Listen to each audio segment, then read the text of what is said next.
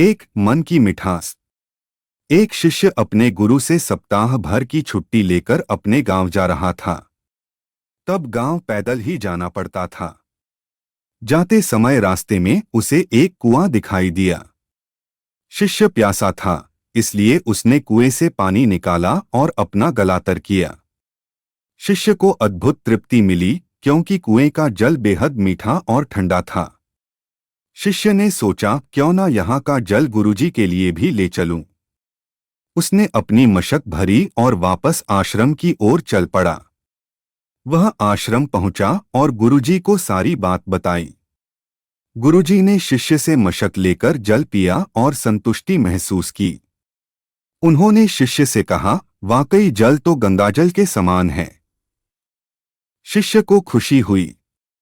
गुरुजी से इस तरह की प्रशंसा सुनकर शिष्य आज्ञा लेकर अपने गांव चला गया।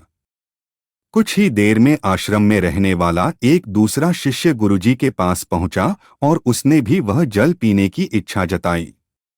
गुरुजी ने मशक शिष्य को दी। शिष्य ने जैसे ही घूंट भरा, उसने पानी बाहर कुल्ला कर दिया।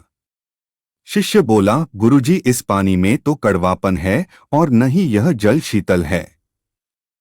आपने बेकार ही उस शिष्य की इतनी प्रशंसा की। गुरुजी बोले, बेटा, मिठास और शीतलता इस जल में नहीं है तो क्या हुआ? इसे लाने वाले के मन में तो है। जब उस शिष्य ने जल पिया होगा तो उसके मन में मेरे लिए प्रेम उमड़ा। यही बात महत्वपूर्ण है। मुझे भी इस मशक का जल तुम्हारी तरह ठीक नहीं लगा, पर मैं यह कहकर उसका मन दुखी करना नहीं चाहता था।